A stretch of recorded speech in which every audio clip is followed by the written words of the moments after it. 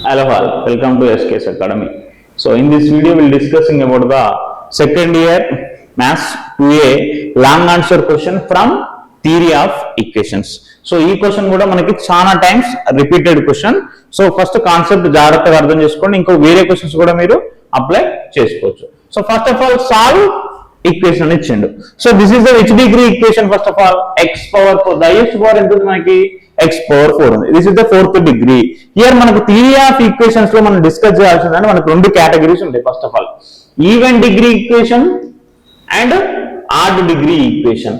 Even degree equation లో class 1 equation and class 2 equations. So even డిగ్రీలో class 1 ఉంటుంది, class 2 ఉంటుంది.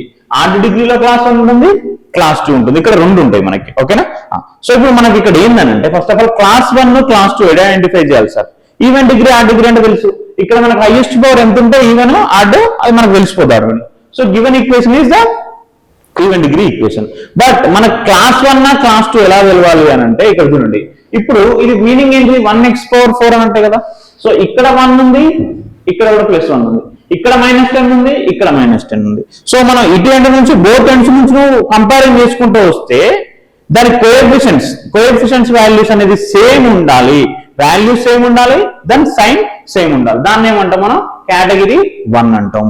కొన్నిసార్లు ఎలా ఉంటుందంటే ఇక్కడ వాల్యూస్ సేమ్ ఉంటాయి బట్ ఆపోజిట్ సైన్, అంటే లైక్ ఇక్కడ 1 ఉంటే -1, ఇక్కడ -10 ఉంటే +10 ఉంటుంది. దాన్ని ఏమంటాం? కేటగిరీ 2 అంటాం. సో ఫస్ట్ మనకి ఇక్కడ ఏంది? ఈవెన్ డిగ్రీ కేటగిరీ 1 ఉన్నప్పుడు ఏం చేయాలి అని అంటే డివైడ్ విత్ x². ఏం చేయాలి? Divide with x².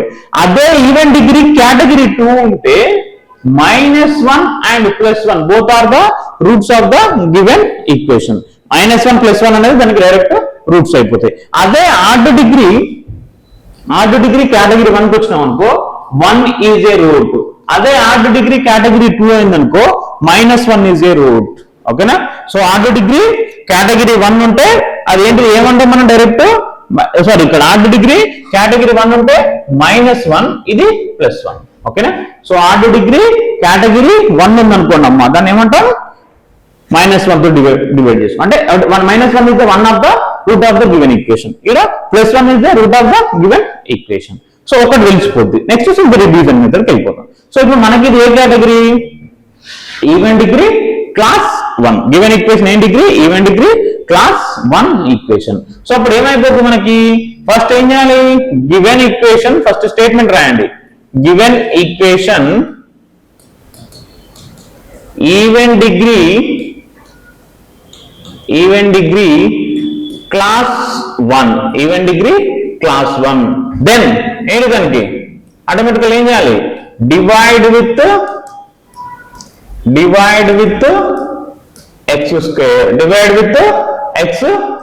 So x² తో మనం ఏం చేయాలి? డివైడ్ చేయాలి. సో చేద్దాం.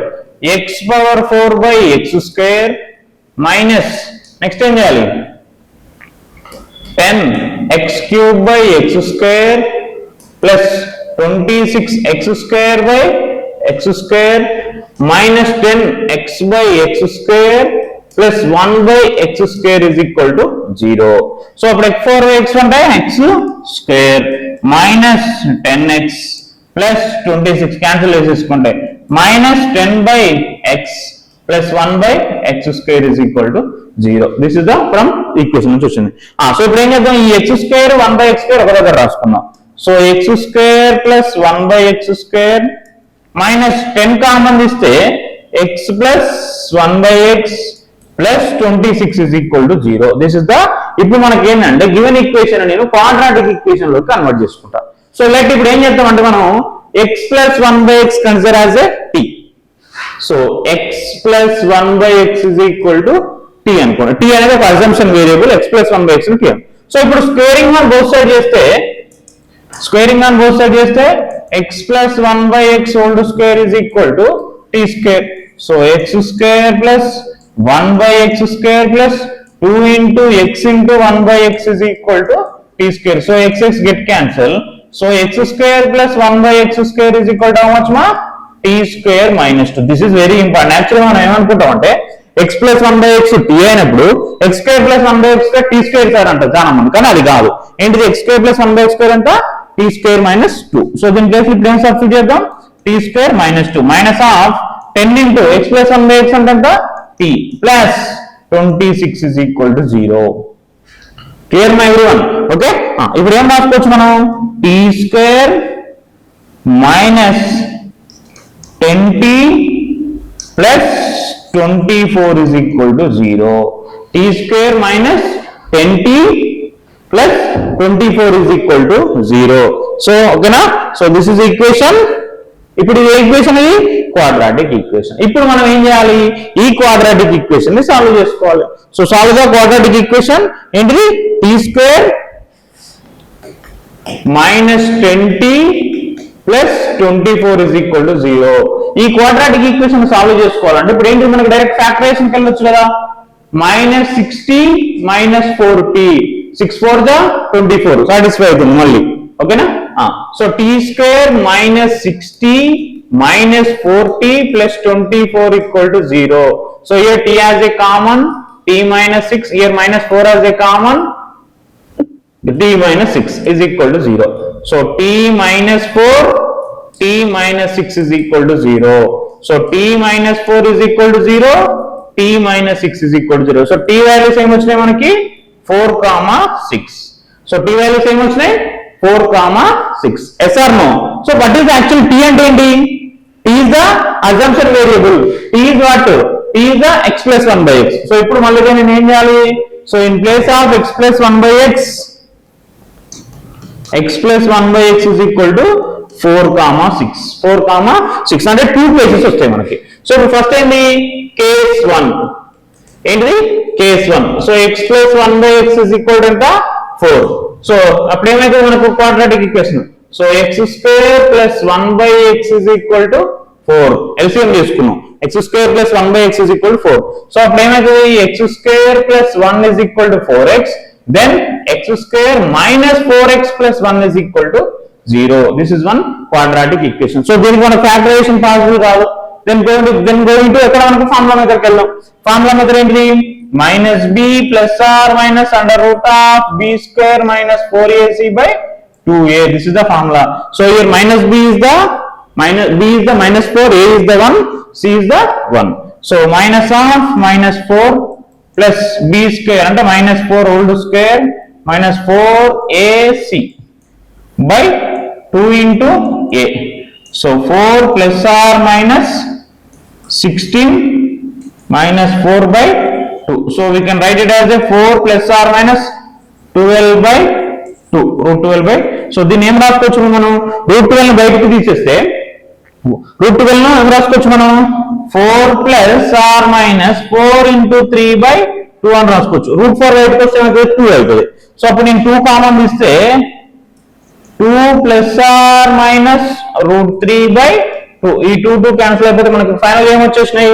So one value is the 2 plus root 3, another value is the 2 minus root 3. ఓకేనా, సో ఇక్కడ నుంచి మనకి ఎన్ని వచ్చినాయి, 2 రూట్స్ వచ్చినాయి. ఇంకా 2 రూట్స్ రావాలి, ఎందుకు మనకి 4th డిగ్రీ ఈక్వేషన్ కాబట్టి ఎన్ని వస్తాయి, 4 రూట్స్ వస్తాయి. సో ఒకటి x plus 1 by x is equal to 4 అని చేసినాం, one next x plus 1 by x is equal to ఏమనుకోవాలి, 6 అనుకోవాలి. Same, so case 2. So x plus 1 by x is equal to 6. So అప్పుడు కూడా సేమ్ క్వాడ్రాటిక్ ఈక్వేషన్ మనకి ఏమొస్తుంది, direct solve చేసేస్తున్నాను నేను. So x square plus 1 by x is equal to 6, x square minus 6x plus 1 is equal to 0. Direct quadratic equation. So then minus b plus or minus, same ఇదే formula use చేయండి మళ్ళీ, minus b plus or minus under root of b square minus 4ac by 2a. So minus of minus 6 plus or minus b square minus 4ac by 2a. So 6 plus or minus 36 minus 4 by 2.